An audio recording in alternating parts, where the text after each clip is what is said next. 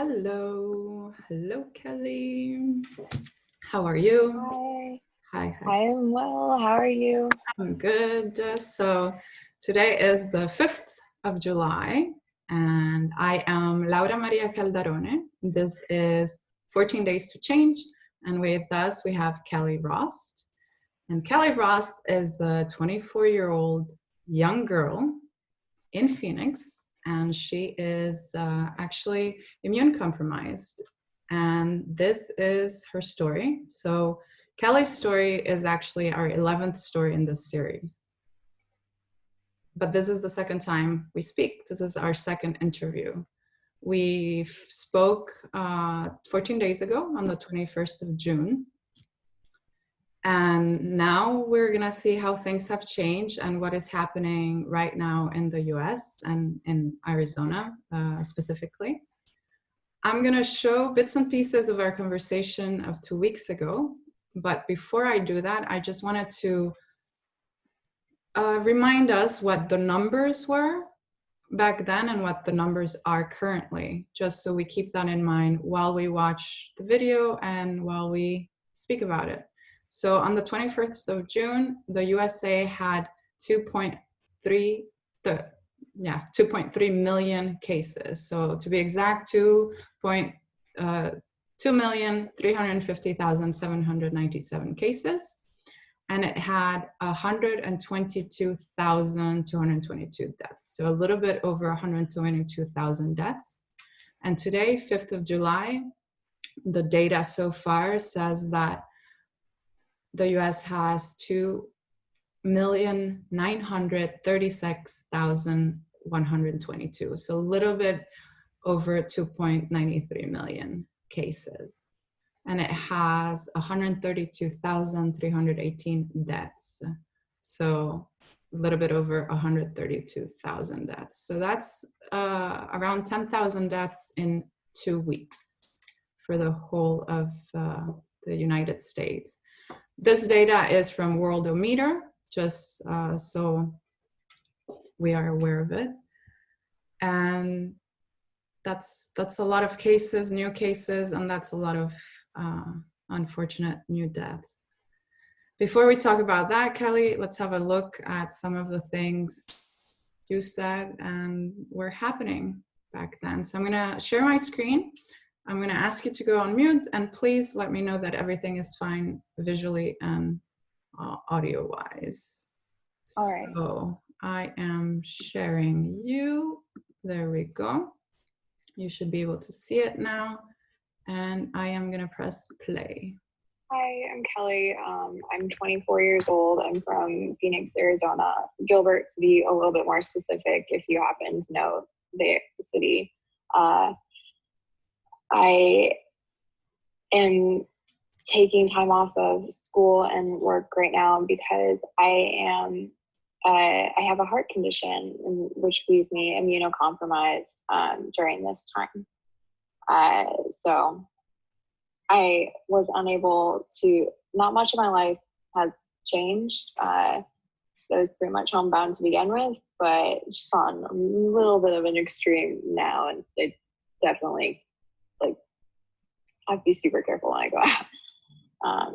But just what is happening right now?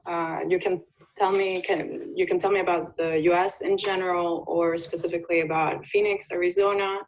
What's the topic? What is the concern that everybody is talking about? What is in the news right now? Well, in Arizona, we've had a massive spike in cases. And so today, yesterday, the different cities within Phoenix, and I think in other places around Arizona, had voted that everyone has to wear masks in public before. That's mandatory now. And it wasn't before. Most people were not wearing masks and you would go out. And still, it's not being enforced. It's not. Not entirely, no. You're not going to get arrested or a fine really for not wearing a mask. So people are, people are getting a lot better at wearing masks now that it's mandatory. As soon as you walk out of the store, though, it's just mask off. But there will still be a few people in the stores even that are not wearing the masks. But it's getting better. But it's a long time. I mean, we're almost end of June, and only now they're speaking about wearing masks in general or in stores. It's I think that at first, well, it took Arizona a very, very, very long time to shut down. I forget the exact date, but even after Arizona shut down, there's still golf courses were considered like essential businesses, so people could still be out golfing. So we had very lax rules, but I think masks were, I don't know about mandatory, but definitely heavily suggested. And then now we're in phase 2 of the reopening, even though we are not eligible for phase 2. We have not met the proper requirements to be staying in this phase. And what are the requirements? What, give us a just like having the cases go down or at least be steady, whereas our cases have been spiking and the hospital beds are overflowing or about to start overflowing. So everyone's getting their hair cut again. People are out bowling, out at restaurants. Oh wow! So basically, whatever people normally do for the most part. I think malls aren't really open yet, except for we have a lot of, being in Arizona, we have a lot of outdoor malls, so shops in the outdoor malls will be open. But it's a very different reality not only compared to other countries in the world, but also within different states. Yeah. It's like oh, sorry. No, I'm just thinking you're in the same country and you're behaving completely different to some other states that were hit worse, that were worse off than Arizona, or even better off, and still took more strict measures, right? Yeah, I mean, we were strict for a little bit, but then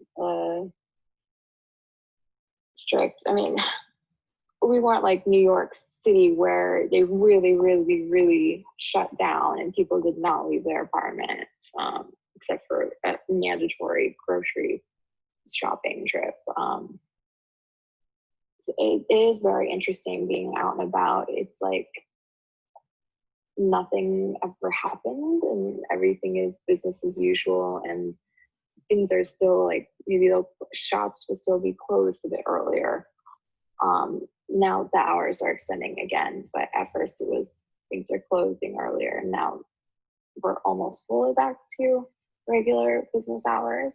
But it's just treated more like an inconvenience if treated at all. So I mean, there are some people who are still cognizant of what's going on, but it's fewer than most. Yeah. So it feels that way. When you say inconvenience, you mean like that the pandemic is an inconvenience, seen as an inconvenience? Yes. Or I think there are so many people who don't seem to believe that the pandemic is a great threat, or that it really is happening, or some conspiracy, or it only affects you if you're old or immunocompromised. So, which we know is not true, but I think there's just so much false information and that is circulating around. It's I don't think people really know how to react, and some people are very violent about wearing masks. They refuse to wear masks, and if you're wearing masks, you'll get like dirty looks, and people think that you're like trying to take away their freedom or something, which is definitely the opposite. Like, I'm just trying to protect you and myself. Protect everybody, exactly. Yeah. Yeah, it's watching it from outside, so from abroad, it's very weird, I must say. It doesn't really make sense, especially because you can see within the states that have been heavily affected, and you see why. And even if you just look outside of the United States, you have every single country in the world that's been affected, and you have all different situations. So to think that a pandemic does not affect you, it's a bit of a dangerous wishful thinking. Yeah, Absolutely. Is there anything else specific to Phoenix, maybe, that? I think that we just became like, we hit having the most cases in the United States on a daily basis the past few days. So that's fun. Yeah, I think that people having to wear masks is new. We'll see how that goes over. I know President Trump is having a rally here on the 23rd. I'm sorry, what? In Phoenix? Yes, in Phoenix. So we'll see how that goes. And I believe he had tweeted that if there were bad protesters at the rally, that they would be met with violent force and be arrested and all that fun stuff that we've been seeing at protests. So okay, and we'll see. Will the rally or the gathering, the rally that President Trump is having, will it be as big as, or should be as big as it should have been as the Tesla rally that happened just yesterday, or? The venue looks a lot smaller than the venue in Tulsa by a few thousand. In fact, I was actually surprised at how small it is and that Trump agreed to it, because I didn't think he would go to a small venue. And do you by any chance know, are the same measures or non-measures, if you want to call them, are they going to be taken? Because I had a look at the rally that took place yesterday, and social distancing is not a reality. And masks, from what I understood, they were given, but if you look around the videos and the clips and the pictures, there were barely anybody wearing them. So they're doing the two things that you shouldn't do: not wear masks and be really close together indoors. Indoors, yes. Exactly. Do you know if it's going to change in Phoenix, or? It doesn't appear that way. I was looking at the site that's his host, Students for Trump, run by Turning Point USA, and it appears that you register and you have to sign this waiver. If I get coronavirus during this, I do not hold you, President Trump, or the campaign or this organization accountable. And so, yeah, I think masks are not required unless something has changed due to the new laws in the state of Arizona. Yeah, we'll see. We'll see what happens. I don't expect to see lots of masks or social distancing. I mean, we had so many protests in Arizona to reopen the state. So I think that kind of showed the world where Arizona stood on this issue. Unfortunately. yeah, the cases speak for themselves also, right? The new cases that you're having. And just your personal experience, what are your concerns? So what is it that you hope will happen for Arizona, for the States, but also what you're a little bit afraid of? Just what are your thoughts? What do you think is going to happen in the next few days, in the next few weeks? Well, my general fear is that we all just become, we being the United States and perhaps the world, we all just become a bit complacent, or this is the new normal, that we have this many deaths every day, this many cases every day. It's just the new normal, but life is as usual. This is just our new normal life. And that we just come to accept that and lose a bit of our humanity that way. And also to watch, I think it will be really interesting to see if, that's the wrong word, how many people contract COVID from these rallies. But I definitely think, and because I saw this during Memorial Day as well, that whoever the rise in cases around that time, I believe that they're going to try and say, oh, it's the Black Lives Matter protesters, and that's where it's coming from, when no, it's most likely not, because most of the people who are out protesting are wearing masks and out in the open air, so it's much more likely that it would come from a rally. So I hope that the blame isn't shifted. I hope that we don't become complacent. And I just, in general, I hope that this stops being a political matter, and that we're even discussing it in this way. President Trump had said several times that, or I'm going to paraphrase here, but basically that people wearing a mask was to show that it didn't stop anything. It was just to show that you disapproved of him. And so to see something that's meant as a preventative measure to be turned into, oh, I hate this politician, it's like, no, it's not all right to put that sort of dialect into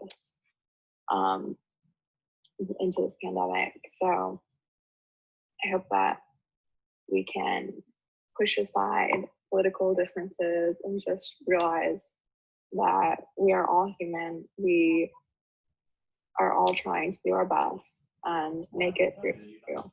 And that there was so much camaraderie at the start of the pandemic and people going around and helping each other. And I hope to see that come back. Yeah, and especially just touching on your point that you made about the pandemic and the politics. The pandemic doesn't care from what party you are, or what country you're from, or what politician you prefer over which one. For the pandemic, you are all, we are all possible hosts, and depending on our life, our background, like if we are immunocompromised or not, we're at higher risk depending on our age, but in the end, we are all potential hosts, right? So a pandemic is not political. And yes, I do hope that people that need to realize this truth start realizing sooner rather than later, right? You have the United States has almost 122,000 deaths today, 21st of June. Yeah. And it's supposed to be 200,000 by September, I believe. It's heartbreaking. It's the country with the most deaths in the world, and it was one of the countries that had a little bit more time than others, to react and act. So, we are almost done with our conversation, with our interview. Just to continue on this more, what your thoughts are on this train of thought. Could you tell me if you could speak to a Kelli? So if you could speak to Kelli in the future, so a Kelli from 14 days in the future, and you could give her a message, what would you tell her? Just because people are acting normal around you does not mean that things are normal, and to not forget, and that to not stop fighting for the things that are important. Just because the news cycle has moved on, that doesn't mean that people have stopped dying. That doesn't mean that we should stop protesting for Black Lives Matter, or stop wearing masks, stop washing our hands, all that. Because there's human lives, they're still being really affected, so don't become complacent. Very, very serious but realistic and much needed message. Let's see what happens in the next few weeks. And thank you very much, Kelli, for your time. Thank you. We'll see each other in 14 days. Okay, sounds good. Thank you. Bye-bye. Thank you. Bye. So that was you 14 days ago. And those were your hopes, your concerns, a little bit of what was happening, and the message to yourself, right? Don't be complacent. It looks like the US was complacent and maybe a little bit reckless.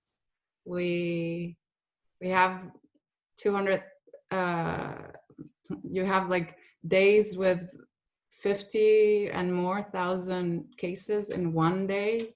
You have states like Florida that have more than 10,000 cases in 24 hours. And like we said before with the numbers, the US went from having around 122,000 deaths to having 132,000 deaths. So 10,000 people have died in 14 days. And you have so many new cases and things. When you look at the curve, it just... Yeah, it's upwards completely.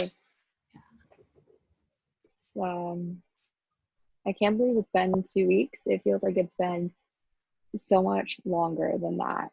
Everything that we've experienced in the past 2 weeks, it feels like it's been so much longer than that. And I mean, before we speak about what has changed and what is happening currently, because with this pandemic, and especially in the US, just like you said, there's so many things that are constantly happening, and it hasn't changed. In these 2 weeks, it's still the same. This is the first time you see bits and pieces of the interview from 2 weeks ago, because I hadn't shared it with you. Your hopes and concerns, I assume they're still, unfortunately, the same. Yes. If I think now, if anything, I'm more concerned that we'll see that we'll reach, like, that we will surpass having that as many deaths as was predicted. I believe Dr. Fauci said that we can reach a point very soon where we have 100,000 new cases per day. So, and then when you read the numbers again, seeing that 10,000 in 2 weeks, and people have been out and about so much more. Yesterday was the 4th of July. Literally 4 hours ago we finished the 4th of July holiday. So it's definitely, I saw so many people were having parties, and Trump had a few events. So definitely, it's amazing how rapidly this has all happened. It's amazing how we're month 7 of this pandemic.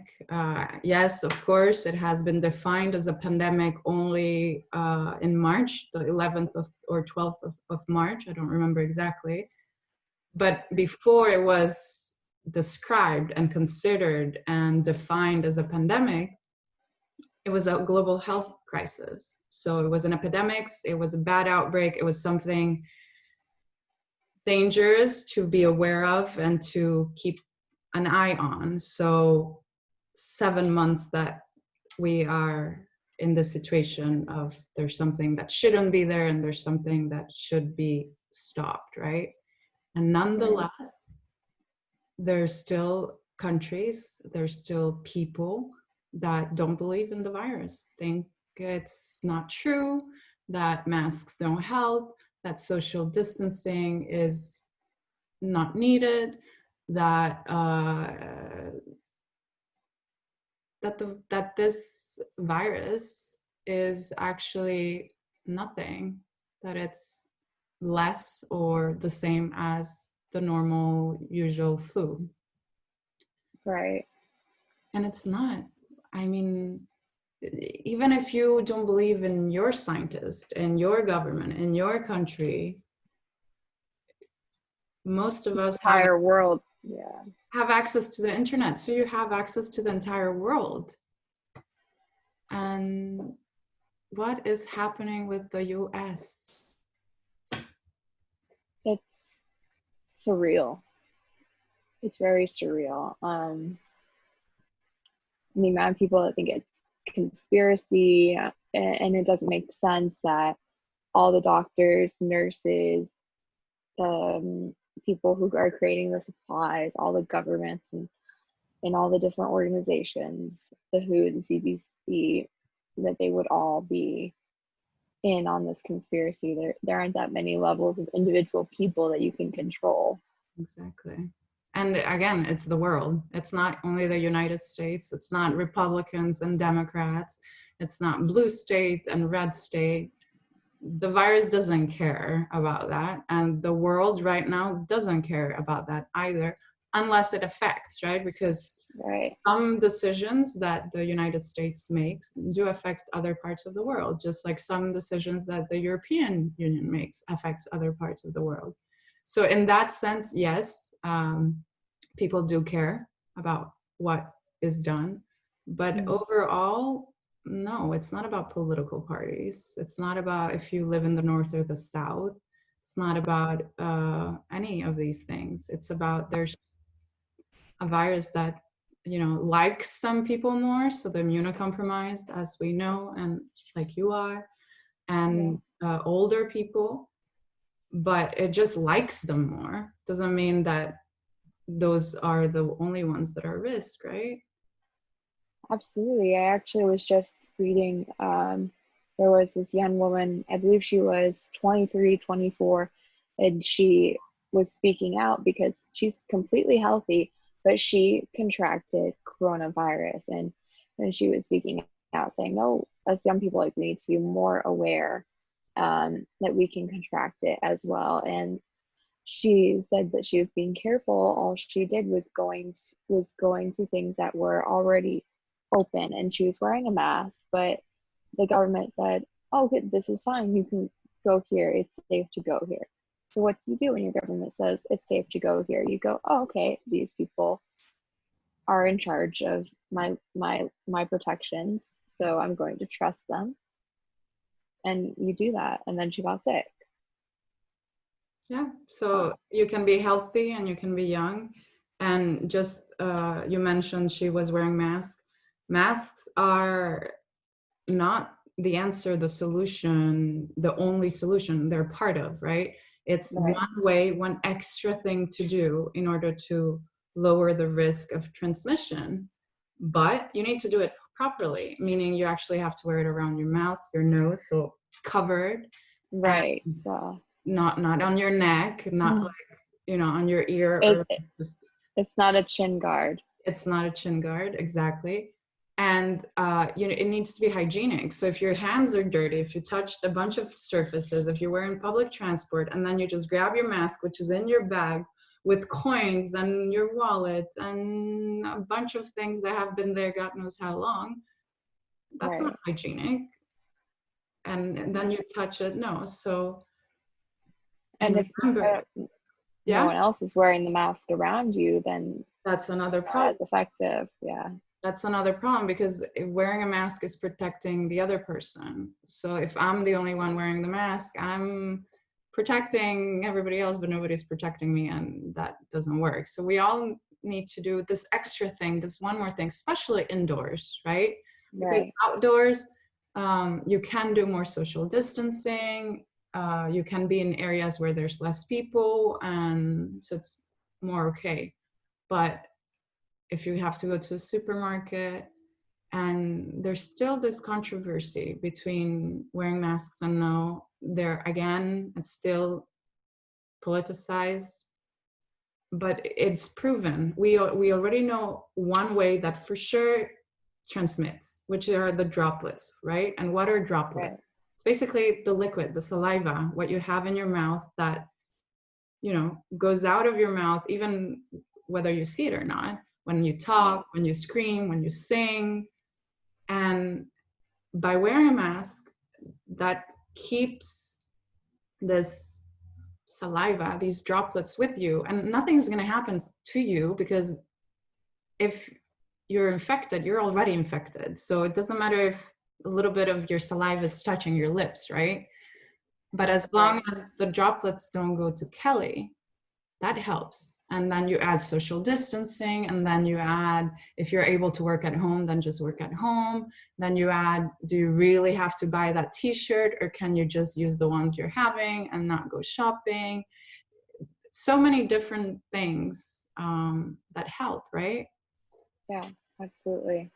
From what I've seen, I guess there's more people or more governors, like the governor of Texas, for instance, that now says mask help, so wear the masks. It's never too late, right? Thankfully, in a pandemic, it's never too late. So if you start making changes, you will see a difference. It's a pity that it comes in end of June, beginning of July, this suggestion mandate. If it was a little bit earlier, better. But there's still other governors and mayors from other states that don't even have this change of heart, right? Yeah. And still here in Arizona, I obviously can't speak for what's going on on the ground in Texas and Florida. I did see a very concerning town hall in Florida from anti-maskers. Yeah. But here in Arizona, I I know people who work at the grocery store and saying like, you know, there's nothing that we can do if a person won't wear a mask. We just let them in anyway. There's something that we have control over, and the police are not arresting them. They're not getting a fine, so it's still Difficult. not necessarily mandated. And the governor, our governor, Governor Ducey, did finally close down gyms and restaurants for like anything other than takeaway. And basically, we had two gyms who said Mountainside Fitness and Lifetime Fitness said, we're going to sue and we're going to stay open. You can't come against our rights. In fact, I live by a Lifetime Fitness, and the police department is literally right next door to it. And you can see the parking lot is totally full of people, and that the gym is totally open. And yet there aren't police there trying to close down the gym, or that there's not government intervention. It's still, even though it's technically mandatory, it still is taken as a suggestion, or you're coming after my rights and I have the right to stay open because I'm a business or because I'm a private citizen. And this adds still to the confusion, right? If you're not Right. clear with your messaging, if you're not clear with your explanations of why, you need a mask, why you need social distancing, also what a pandemic is, because we use this word over and over and over again. But I see that there are still people that don't really get the basics or know the basics of what a pandemic is, what epidemics is. And these things have existed and are facts, science, before 2020. So it's not something, oh, there's something called epidemics or there's something called pandemic. No, it's just, you know, taking the lessons from the past and just the science of it. It's a branch, right? And understanding. So it's still a lot to do with communication and add into the confusion instead of making things clear and helping. And it's difficult if you have some people saying one thing, other people saying another thing, and you don't have a unity, right? In a state, in a city, and in the country itself.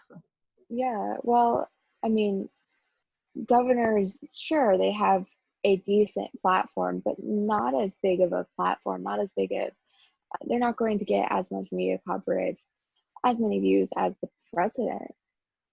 People are ultimately going to listen to the president over their governor, even though we as a country strongly believe in states' rights. So. Exactly. And I don't know, look a little bit more what's happening outside of your state, outside of your country, because that also gives you a different perspective and a clear understanding sometimes, many times. Yes. And even now, you've got to think, for instance, the European Union has opened its borders, right? And there's some countries that are allowed to come in.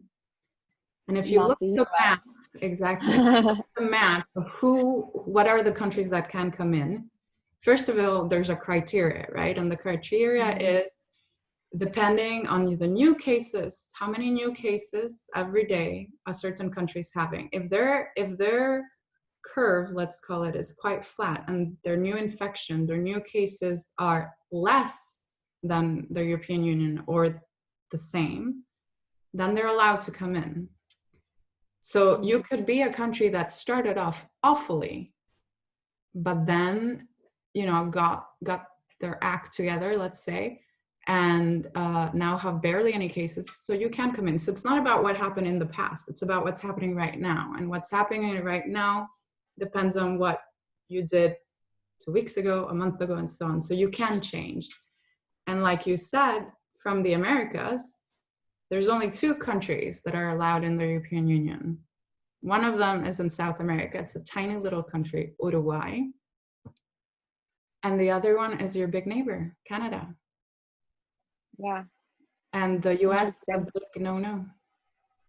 In the US, today we were banned from, July 4th, we were banned from Mexico, and we're definitely banned from Canada, and the UK and the EU. So I don't know, and the big reason people want to reopen is our economy, and I don't know how they expect to do that if we're not being let into other countries. And you're not letting other countries are not letting you in because you're not doing well. I mean, to put it bluntly, it's because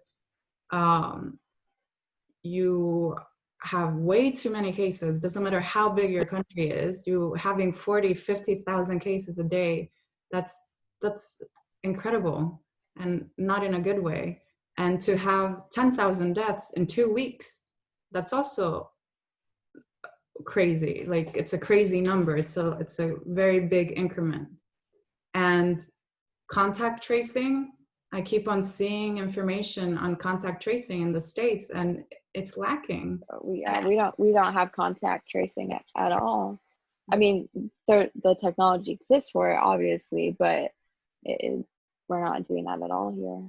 And how can you even think of or hope to do it if your cases just keep increasing?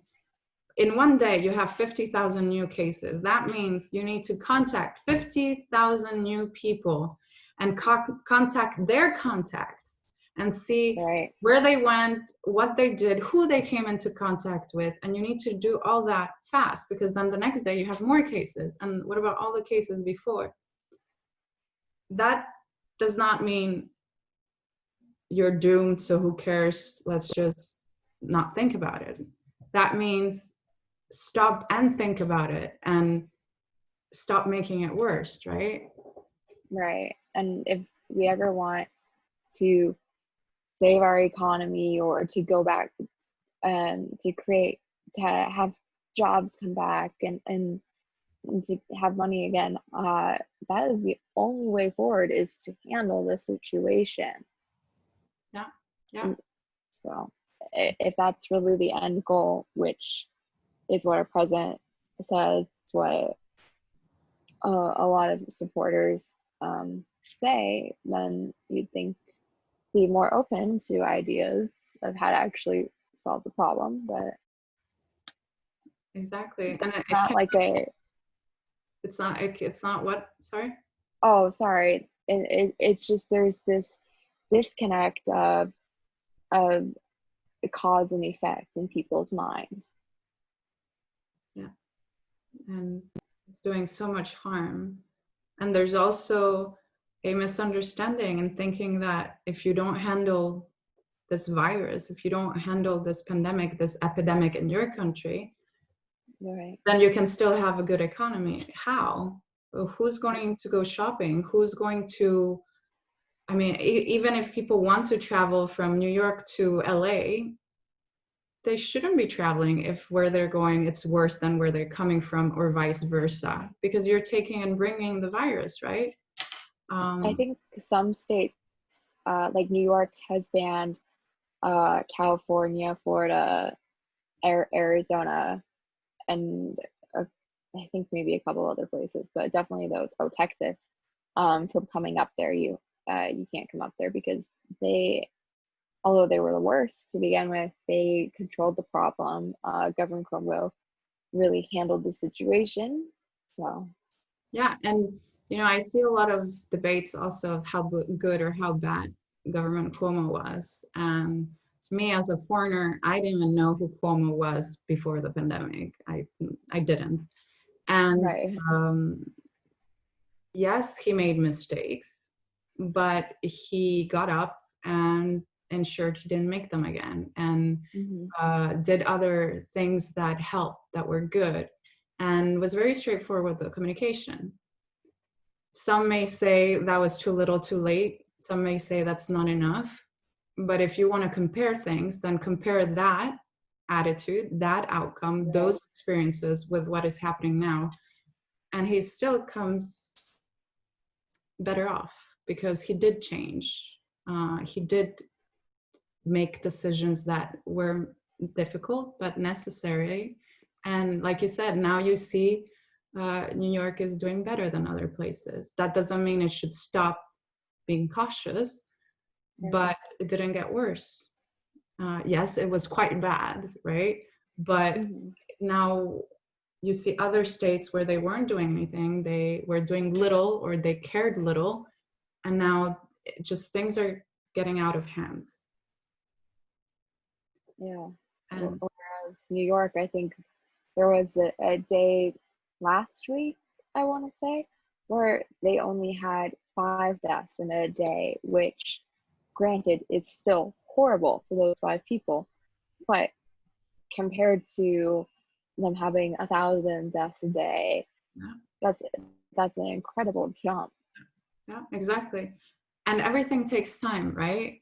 It doesn't mean that today, because New York has only 5 deaths, then everything's fine. Because it takes time to get sick. It takes time to die. It takes time for your city to, write the data, compute the data, put it in. It takes time to be read and so on. So that's now doesn't mean, oh, everything's fine. Right. Just like cases now, if you have 0 cases, it doesn't mean everything's fine, because it takes time for the cases, for the symptoms to appear, for to be tested, for the test results to come, right? And Right. And there was even an incident in Arizona where uh, we have Sonora Quest Labs, which is like a big place where people go get their regular blood work, and it's become a testing place for COVID. And a few days they did not include the tests from the Sonora Quest, which is one of the largest providers in our state. And so instead of 2,000 cases that day, it was actually like 4,000.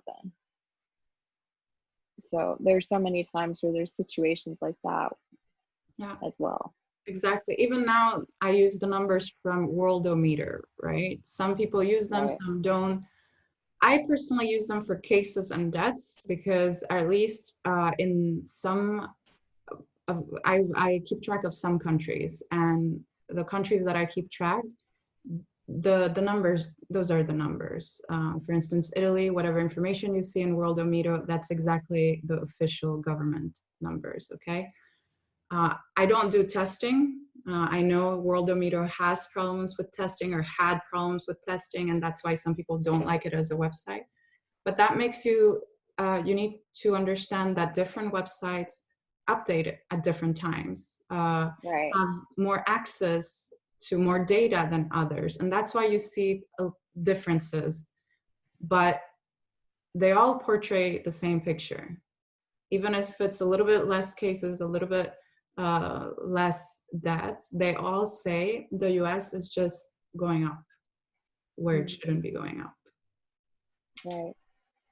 Um, Kelli, I think we could speak forever because there's so much to talk about. Yeah, it's been a crazy well, I was gonna say 2 weeks, but it's been a crazy few months. Yeah, exactly. And there's just too much, so much. But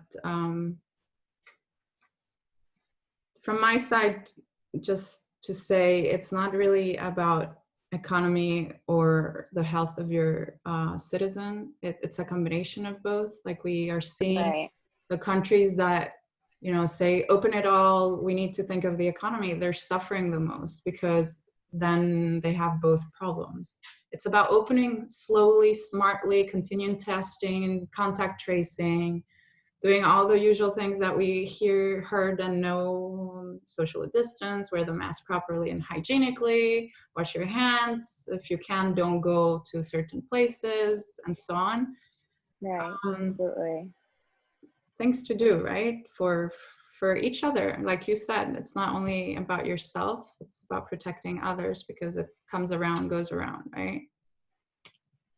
From Yeah.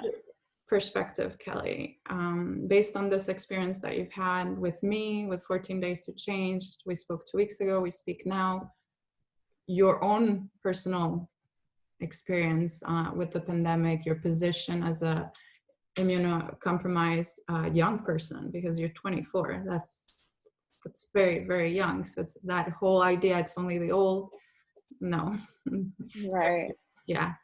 Um, Last time you left a message to yourself, to your future self.